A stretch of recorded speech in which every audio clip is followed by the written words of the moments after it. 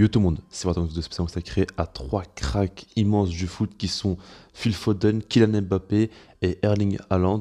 Donc voilà, c'est une vidéo, on va dire, un petit peu cool. C'est pas une vidéo très sérieuse qu'il faut prendre vraiment au sérieux ou quoi, parce qu'en gros, voilà, on parle de trois cracks qui nous font un petit peu rêver, on va pas se cacher, et personnellement, j'estime que c'est les trois joueurs qui ont le plus de potentiel pour l'avenir. Après, il y a des joueurs comme Ansu Fati, des Jadon Sancho, il y a plein de joueurs que j'aurais pu citer, mais moi, je disais de prendre ces trois-là, j'ai pas voulu en parler de trop de joueurs. Et donc voilà, mais en tout cas, le but, ça va être de voir qui est le plus prometteur. Et je trouve ça assez intéressant parce que voilà, qu'on va peut parler les deux et donner mon avis. Maintenant, moi, je n'ai pas la réponse. Personne à l'heure actuelle peut savoir. C'est encore des jeunes joueurs. Il peut arriver plein de choses. Il peut arriver des blessures, comme il peut arriver des transferts loupés, comme il peut arriver plein de choses. On ne sait pas ce qui peut arriver en tout cas. Mais en tout cas, voilà, on va gentiment commencer par le premier joueur qui est Phil Foden. Alors, je vous affiche à chaque fois les stats et puis sa hitmap.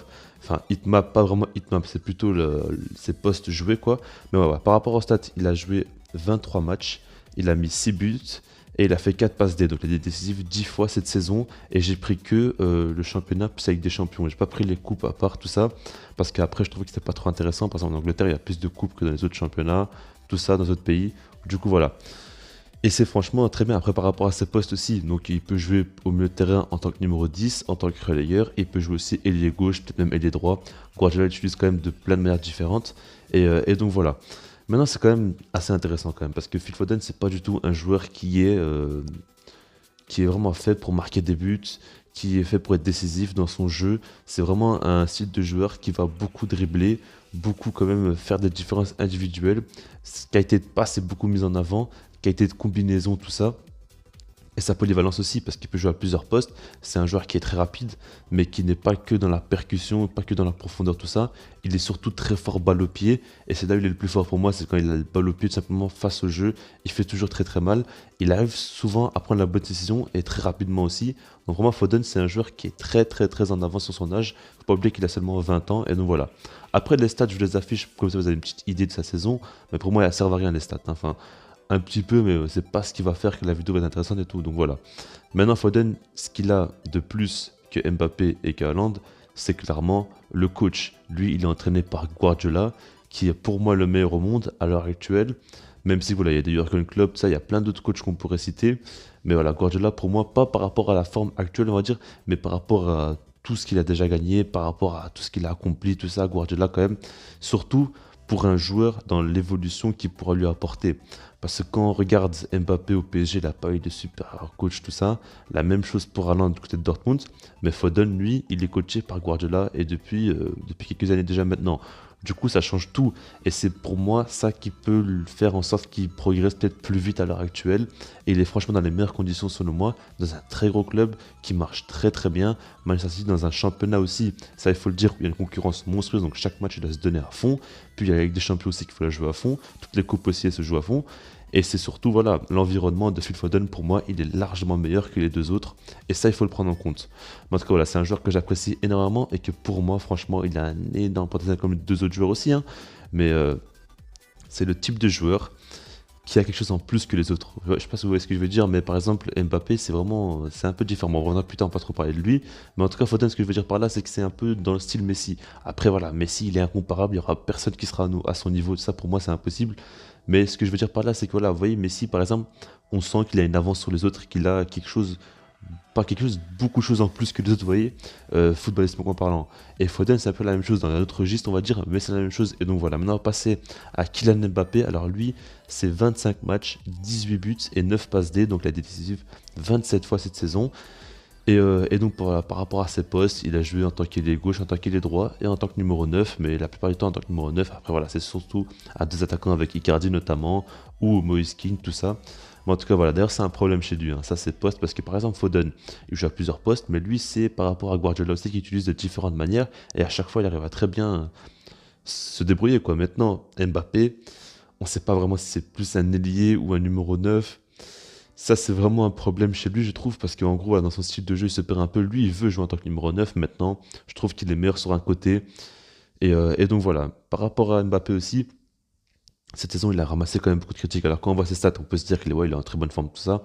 Maintenant, il faut pas oublier qu'il joue pas en première ligue, lui, contrairement à Foden. Et c'est pas non plus un meneur de jeu. Lui, c'est différent. Déjà, c'est un autre poste, c'est un autre championnat.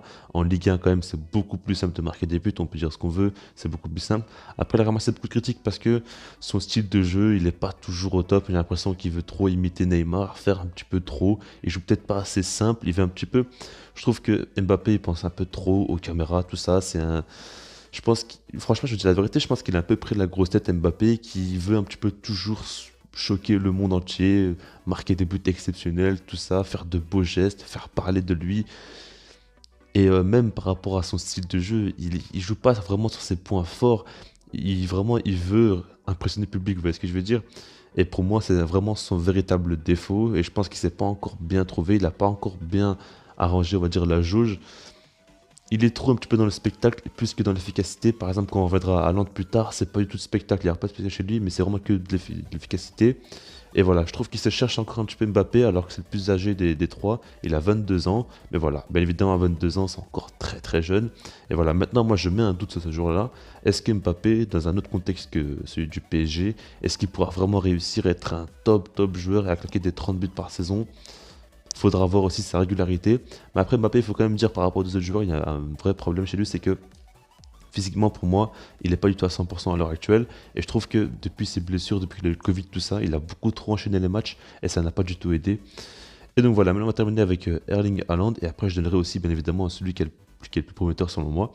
Donc lui, Haaland, c'est 19 matchs, 20 buts et 4 passes D. Il a été décisif 24 fois cette saison. Et donc voilà, Haaland, on sait très bien, c'est un avant-centre, il n'y a pas de question à se poser. Et donc par rapport à lui, c'est un joueur qui m'impressionne énormément parce que franchement, cette saison, c'est pour moi l'exemple typique, même la saison passée aussi, on peut dire, parce que il arrive au mercato d'hiver à Dortmund, il arrive d'un championnat autrichien, mais on a l'impression il est à Dortmund depuis des années déjà. Il arrive le premier match, en 20 minutes, il met un triplé, et après il enchaîne but sur but, il s'arrête pas d'enchaîner les buts, tout ça. Il marque plus de buts que le nombre de matchs qu'il joue. Et après, la saison d'après, il est dans une équipe Dortmund qui est clairement en crise. Lucien Favre est viré. On a une équipe de Dortmund, franchement, qui ne marche pas du tout en ce moment. Je regarde les matchs et je peux vous dire que c'est très très très mauvais ce qu'ils nous proposent. Défensivement très faible et offensivement il y a beaucoup de manque d'idées. Tout ça, c'est vraiment une équipe qui n'est pas du tout en forme. Et malgré ça, on a Haaland qui revient de blessure et qui directement, il marque, il a fait gagner un énorme match face à RB Leipzig. Pour moi, c'était un des grands partisans. Il avait fait un match monstrueux. Et dans ce match-là, il a montré une autre facette de lui, plus technique et intéressant balle au pied aussi. Il avait par exemple un but où il avait triplé 3 joueurs balle au pied. C'est Haaland, quoi. C'est 1m94, c'est 87 kilos. C'est un gros physique, tout ça, mais malgré ça, il est quand même très rapide, il est très technique aussi, il est très très complet. Et voilà, et contrairement par exemple à Mbappé, lui, on connaît tous son poste, c'est le numéro 9, et ça ne bouge pas par rapport à ça. Ses stats, elles sont toujours monstrueuses. Et pour moi, Haaland, aujourd'hui, il est qu'au début de ce qu'il peut nous proposer, parce que là, il est dans un contexte pour moi où, ok, le championnat lui est favorable, parce que c'est un championnat très offensif, tout ça. Maintenant, Haaland, imaginez-le dans un plus gros club. Par exemple, il y a City, qui j'avais fait une vidéo, est très fortement intéressé par lui. Imaginez-le par exemple avec un Foden, avec et surtout un Guardiola en tant que coach qui pourra le faire progresser sur ses petits défauts qu'il a. C'est des petits défauts légers mais qui pourra encore un petit peu le faire progresser dans un gros championnat comme ça. Avec de tels joueurs autour de lui, une équipe qui tourne aussi bien. Franchement, et même des Kevin De Bruyne, des Gundogan, même des Foden par exemple, plein de joueurs comme ça qui peuvent distribuer des caviars pour lui. Il va se régaler, il va enchaîner but sur but, il n'y a pas de question à se poser. Et franchement, Haaland, pour moi, je vous le dis, il est encore qu'au début de ce qu'il peut nous proposer. Et voilà.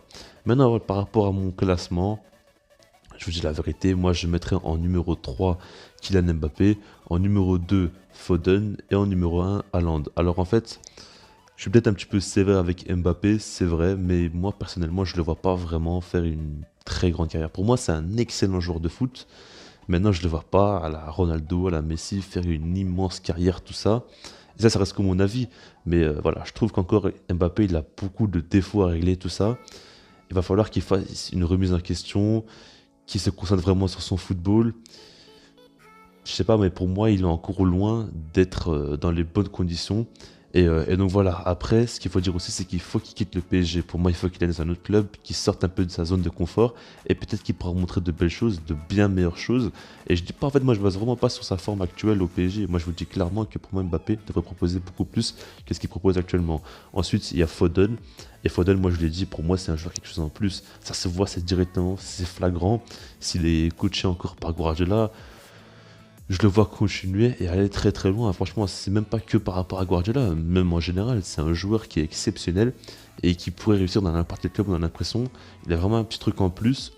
Et voilà, maintenant le truc, c'est que lui, c'est pas un joueur des stats ou quoi, donc peut-être que du coup, on considérera qu'Mbappé a une plus grande carrière que lui, mais pour moi, Foden a plus de potentiel que Mbappé aujourd'hui. Et donc voilà, maintenant pour terminer, Haaland, moi je vous le dis, j'attends de voir Haaland quitter Dortmund, être dans un top club. Style Manchester City par exemple, c'est le club, je l'avais dit, parfait pour lui. Il pourra exploser littéralement et là franchement mettre tout le monde d'accord. Alors que déjà maintenant ses stats elles sont incroyables. Il marque plus que le nombre de matchs qu'il joue. Mais en fait Haaland quand il gagnera des titres, quand il sera encore buteur en Ligue des Champions, parce qu'en Ligue des Champions il est exceptionnel. On le voit très bien avec Dortmund, avec n'importe quel club qui joue, même avec Salzbourg. Il marquait même face à Liverpool, tout ça, dès qu'il était doublé. Imaginez avec City ce qu'il pourra proposer, franchement, gagner des titres, tout ça. Et c'est là qu'on verra qu'il fera une très grande carrière selon moi. Et donc voilà.